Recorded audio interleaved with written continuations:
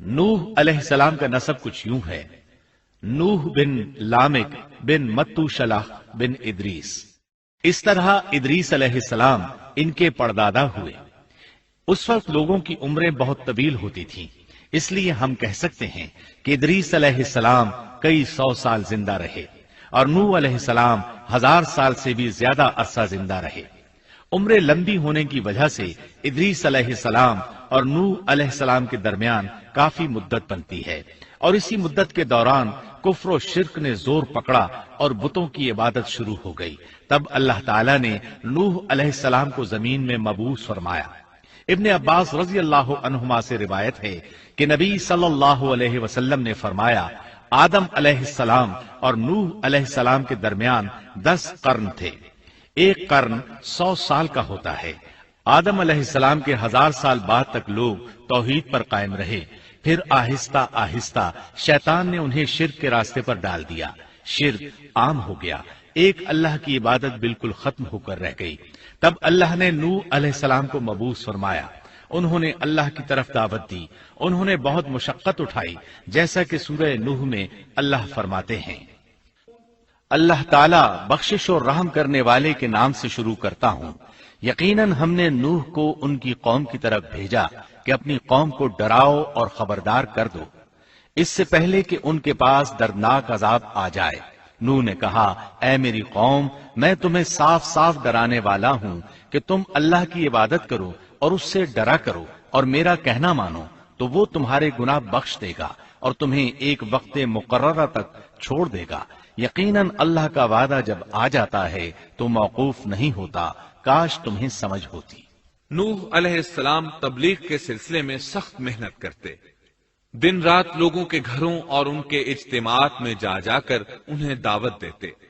आप उन्हें एलानिया और पोशीदा तौर पर दावत देते, यहाँ तक कि दावत देते देते उन्हें 950 साल गुजर गए, लेकिन सिवाय चंद लोगों के कोई ईमान न लाया।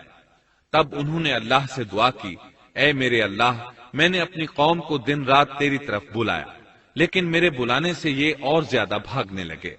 उन्होंने अपने कानों में उंगलियां ठूंस लीं, अपने ऊपर कपड़े ओढ़ लिए और कहने लगे, हम तेरी शक्ल देखना नहीं चाहते। मेरे अल्लाह, ये लोग तेरी बातें सुनना पसंद नहीं करते। मैंने फिर भी उनसे कहा, अपने मालिक से बख्शिश तलब करो, वो बड़ा बख्शने वाला है। उस वक्त नूह अलैहिस्सलाम की कौम में एक बादशाह था, वो बहुत मगरूर था।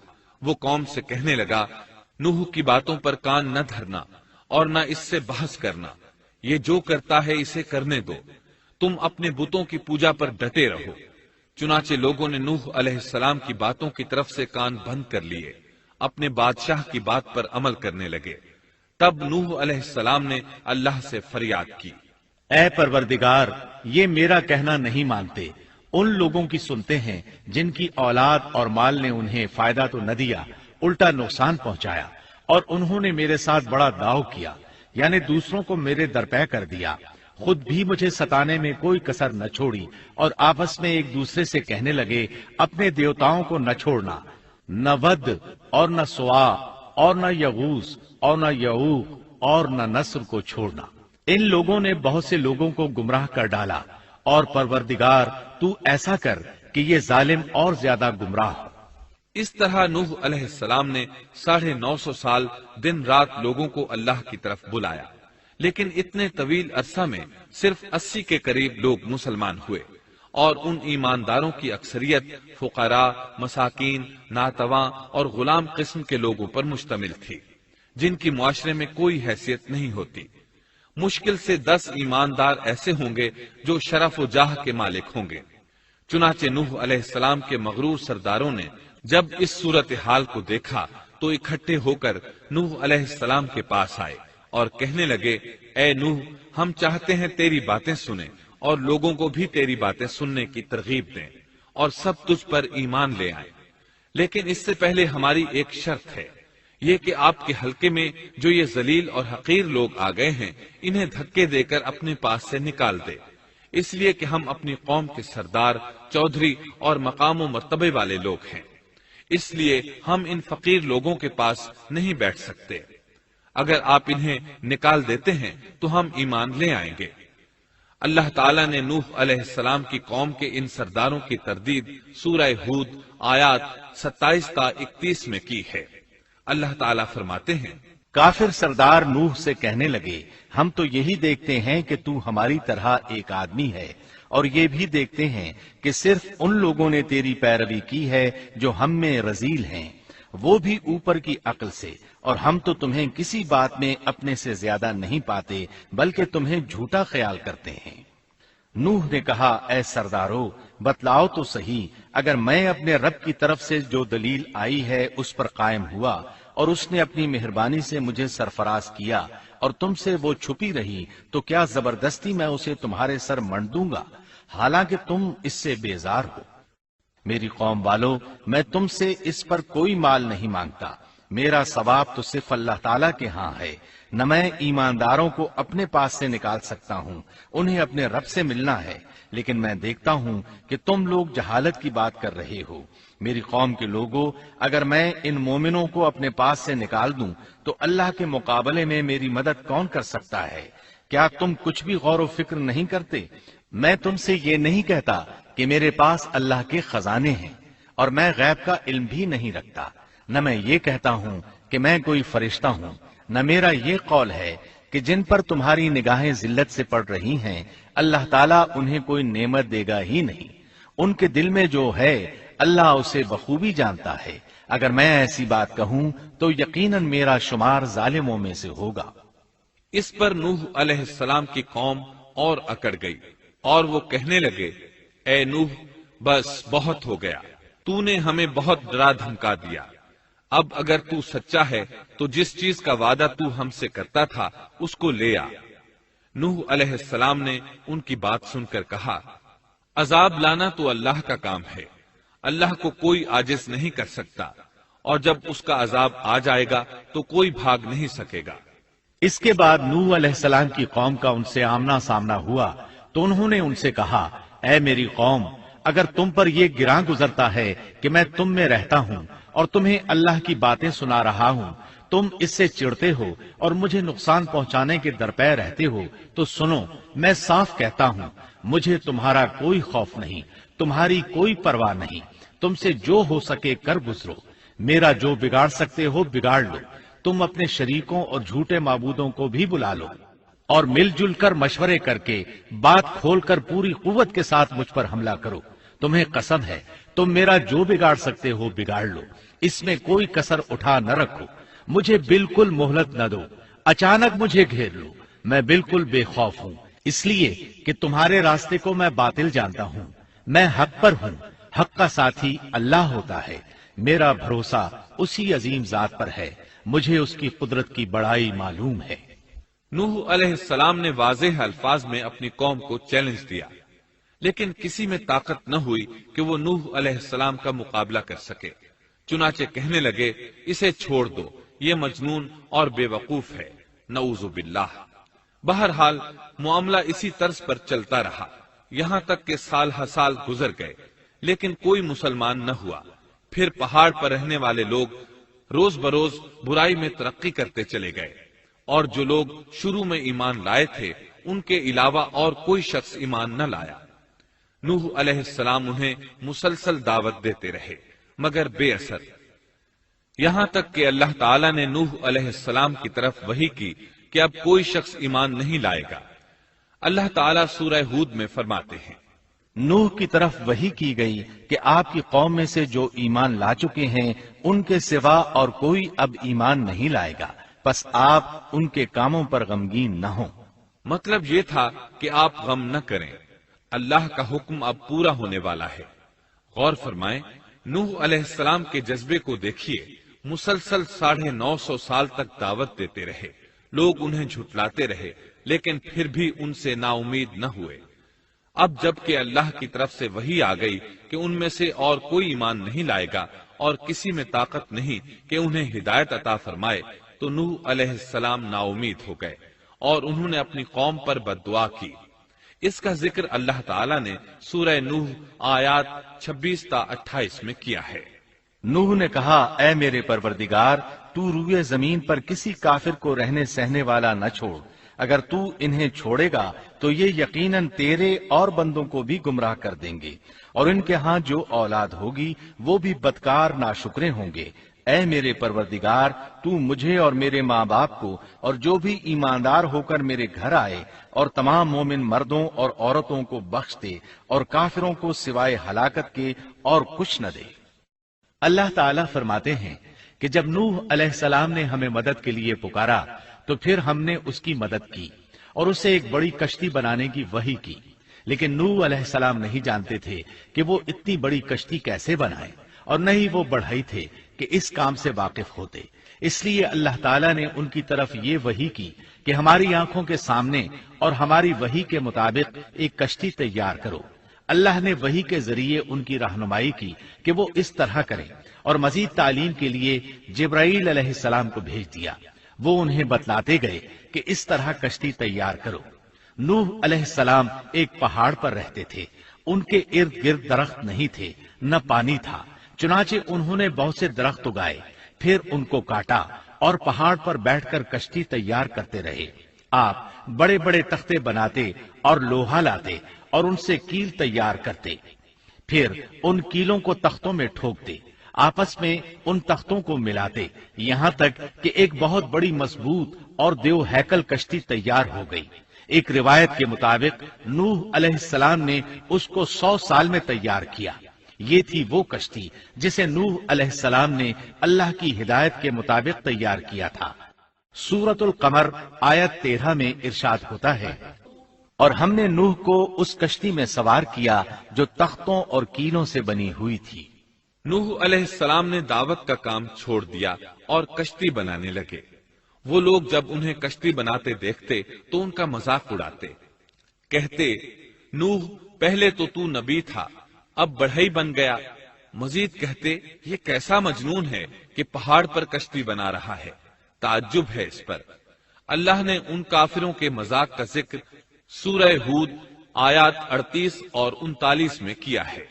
وہ کشتی بنانے لگے، اس کی قوم کی جو جماعت اس کے پاس سے گزرتی وہ اس کا مذاق اڑاتی۔ وہ کہتے، اگر تم ہمارا مذاق اڑاتے ہو تو ہم بھی تم پر ایک دن ہنسیں گے جیسے تم مسخرہ پن کر رہے ہو۔ تمہیں بہت جلد معلوم ہو جائے گا کہ کس پر عذاب آتا ہے، جو اسے رسوا کرے اور اس پر ہمیشہ کا عذاب اتر آئے۔ اس کشتی کا حلیہ ابن عباس رضی اللہ عنہما سے ایک روایت میں یوں آیا ہے۔ وہ بیان کرتے ہیں کہ نوح علیہ السلام نے پہاڑ پر ایک کشتی تیار کی اور اسے تارکول سے لت پت کیا۔ اسی وقت سے تارکول کا ظہور ہوا۔ اس کشتی کا طول 300 گز، اونچائی 30 گز اور عرض 50 گز تھا۔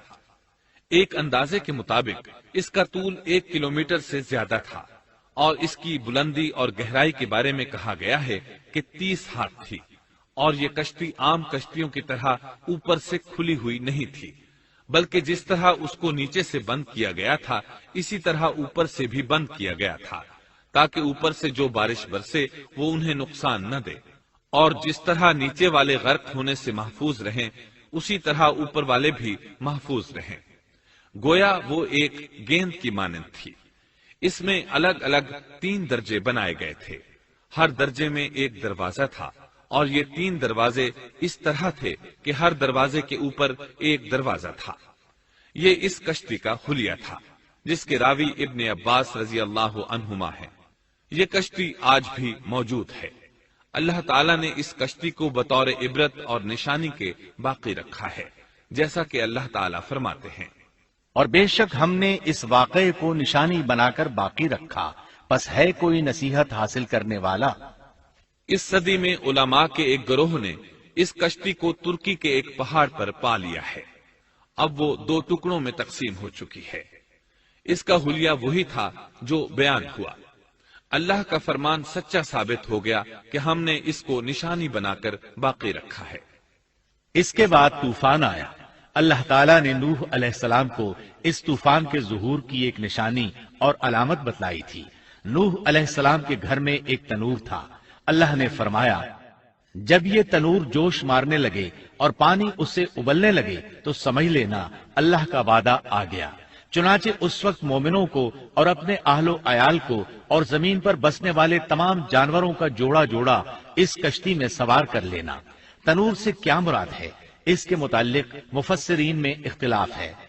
बाज कहते हैं कि इससे मुराद एक चश्मा है जो जमीन से निकलता है, लेकिन राजे रिवायात के मुताबिक इससे मुराद मारूफ तनूर है जिसमें आग जलाकर रोटियां पकाई जाती हैं। ये तनूर नूह अलैहिस्सलाम के घर में था और इसी को अल्लाह ने तूफान के आने की अलामत बताया और फरमाया कि जब ये फूट पड़े उस वक्त हर चीज का जोड़ा जोड़ा कश्ती पर सवार कर लेना। अल्लाह ताला सूरह हूद आयत 40 में फरमाते हैं, यहाँ तक कि जब हमारा हुक्म आ पहुंचा और तन्नूर उबलने लगा, हमने कहा इस कश्ती में हर किस्म के जोड़े दोहरे सवार कर ले और अपने घर के लोगों को भी सिवाय उनके जिन पर पहले से बात पड़ चुकी है, और सब ईमान वालों को भी। उसके साथ ईमान लाने वाले बहुत ही कम थे। कश्ती में सवार होने वालों की तादाद 80 बताई जाती है। चुनाचे जब तनूर जोश मारने लगा तो नूह अलैहिस्सलाम कश्ती में सवार हो गए। कश्ती उनकी बस्ती में लोगों से दूर पहाड़ पर थी। अल्लाह की कुदरत के तमाम किस्म के जानवर भी कश्ती के पास आ गए। नूह अलैहिस्सलाम ने उन्हें भी सवार कर लिया। अल्लाह ताला सूरतुल कमर आयात 11 और 12 में फरमाते हैं, बस हमने आसमान के दरवाजों को जोर की बारिश से खोल दिया और जमीन के चश्मों को जारी कर दिया। बस उस काम पर जो पानी मुकर्रर किया गया था खूब जमा हो गया। आसमान से नाजिल होने वाला और जमीन से निकलने वाला पानी कितना था, इसका अंदाजा अल्लाह ही को है। बहरहाल इस पानी ने जमीन पर रहने वाले इंसान, चौपाए, हैवानात, गरज हर चीज को गर्क कर दिया। इस बारे में अल्लाह फरमाते हैं, नूह ने अपनी कौम से तंग आकर हमारे हुजूर दुआ की, हम तो हैं ही बेहतरीन तौर पर दुआओं के कबूल करने वाले। फौरन उनकी दुआ कबूल कर ली और उस तकलीफ और ईजा से उन्हें बचा लिया जो उन्हें कुफार से रोजमर्रा पहुंच रही थी, और उनकी औलाद को हमने बाकी रहने वाली बना दिया, यानी उन्हीं की औलाद से फिर से दुनिया आबाद हुई, क्योंकि सिर्फ वही लोग बचे थे जो कश्ती पर सवार थे, और हमने उनका जिक्र खैर पिछलों में बाकी रखा। नूह अलैहिस्सलाम पर तमाम जहानों में सलाम हो। हम नेकी करने वालों को इसी तरह बदले देते हैं। वो हमारे ईमानदार बंदों में से था। फिर हमने बाकी सबको गर्क कर दिया।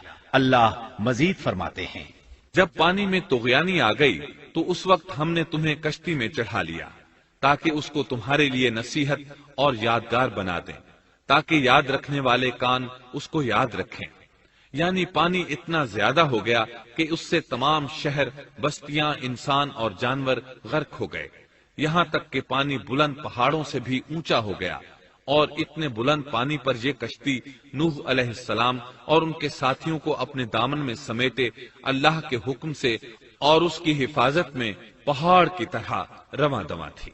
वरना इतने तूफानी पानी में कश्ती की हैसियत ही क्या होती है। नूह अलैहिस्सलाम कश्ती में सवार हुए और उन्होंने अपने साथियों को हुक्म दिया कि वो ये दुआ पढ़ें, अल्लाह ही के नाम से इस कश्ती का चलना और ठहरना है, यकीनन मेरा पालने वाला बड़ी बख्शिश और रहम वाला है।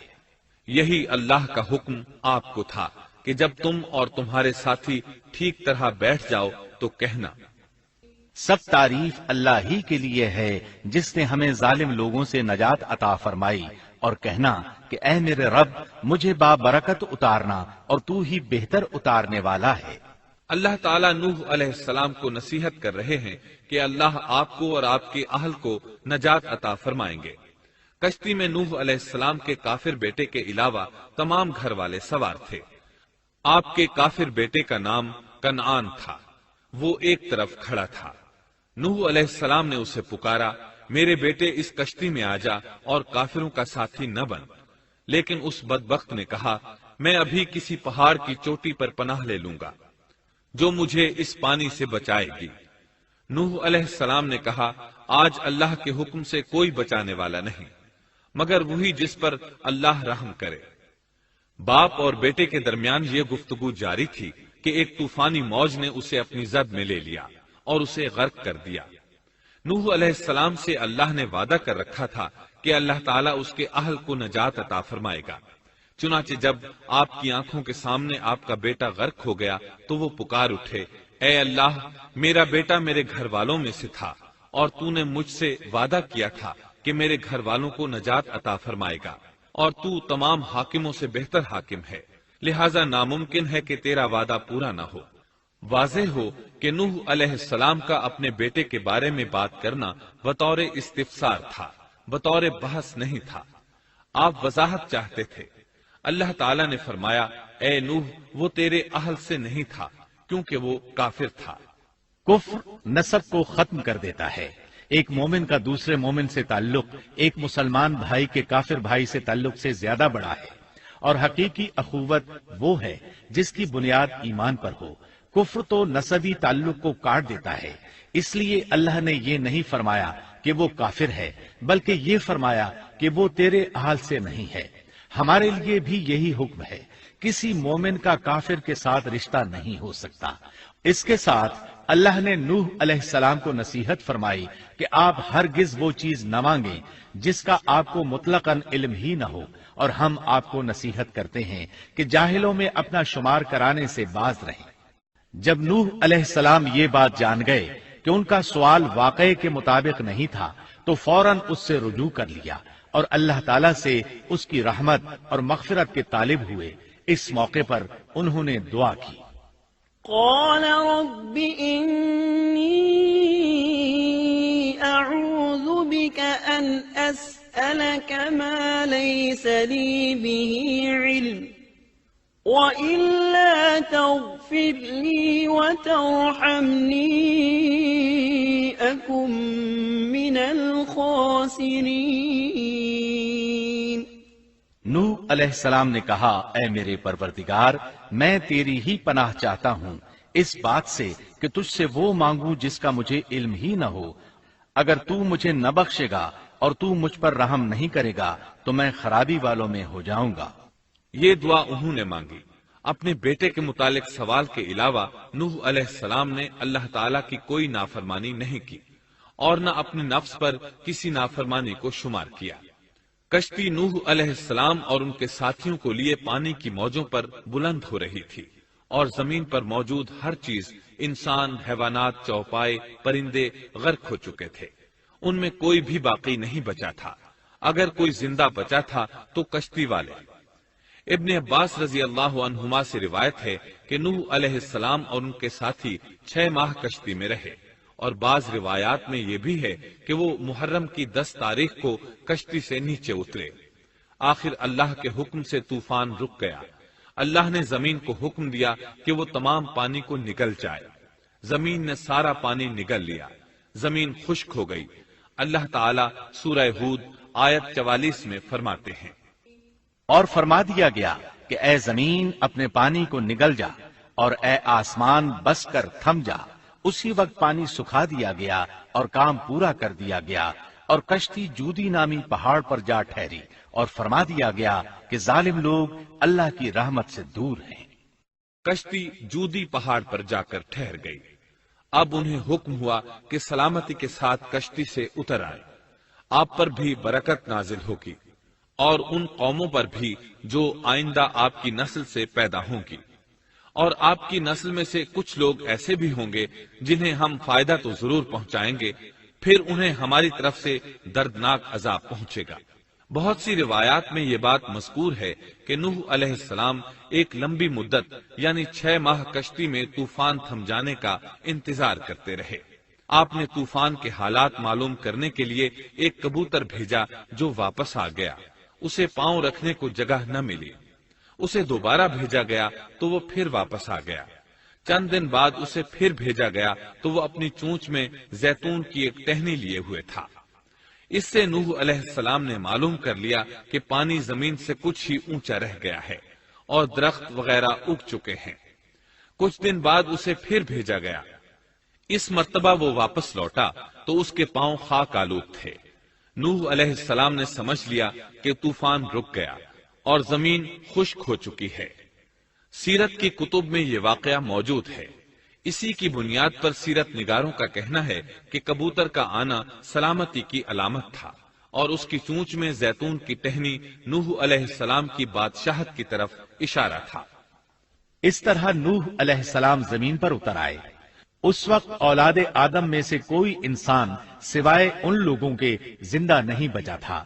جزیرہ عرب، فلسطین اور ان کے ارد گرد کا علاقہ غرق ہونے سے محفوظ رہا۔ ان کے علاوہ تمام زمین غرق ہوئی تھی، سب کے سب طوفان کی نذر ہو گئے۔ صرف نوح علیہ السلام سے اولاد پیدا ہوئی اور زمین میں ان کی اولاد کے علاوہ اور کسی کی نسل باقی نہ رہی۔ اسی وجہ سے نوح علیہ السلام کو آدم ثانی اور ابو البشر ثانی کہا جاتا ہے، کیونکہ تمام کے تمام بشر انہی کی طرف منسوب ہیں۔ سورۃ الصافات آیات 75 تا 77 میں اسی طرف اشارہ ہے۔ اور ہمیں نوح نے پکارا تو دیکھ لو کہ ہم کیسے اچھے دعا قبول کرنے والے ہیں۔ ہم نے اسے اور اس کے فرمانبرداروں کو اس زبردست مصیبت سے بچا لیا، اس کی اولاد ہم نے باقی رہنے والی بنا دی۔ ایک دوسرے مقام پر اللہ تعالیٰ دیگر امم اور رسولوں کے متعلق کلام کرتے ہوئے فرماتے ہیں، اے ان لوگوں کی اولاد جنہیں ہم نے نوح کے ساتھ چڑھا لیا تھا، وہ ہمارا بڑا ہی شکر گزار بندہ تھا۔ نوح علیہ السلام کے 3 بیٹے تھے، سام، حام اور یافس۔ سام کی نسل زیادہ تر سفید رنگت کی تھی اور بہت کم لوگ ان میں سیاہ فام تھے، البتہ کچھ ان میں گندمی تھے۔ حام کی اولاد کی اکثریت سیاہ فام تھی، ان میں بہت کم لوگ سفید رنگ کے تھے، اور یافس کی اولاد سرخی مائل رنگ کی تھی۔ عرب اور بنو اسرائیل سام کی اولاد ہیں، تمام حبش حام کی اولاد ہیں، ترک اور مشرقی ایشیا کے لوگ یافس کی اولاد ہیں۔ طوفان کے بعد نوح علیہ السلام اللہ کے بندوں میں 350 سال تک زندہ رہے، اور وہ اللہ کے قول عبدن شکورن کے مصداق تھے۔ پھر نوح علیہ السلام فوت ہو گئے۔ راجح ترین روایات کے مطابق آپ مکہ میں دفن ہوئے، ایک دوسری روایت کے مطابق آپ لبنان میں دفن ہوئے۔ نوح علیہ السلام کا ایک بیٹا سام تھا۔ عرب اور بنی اسرائیل اسی کی طرف منسوب ہیں۔ اسی سام کے پوتوں سے ہود علیہ السلام پیدا ہوئے۔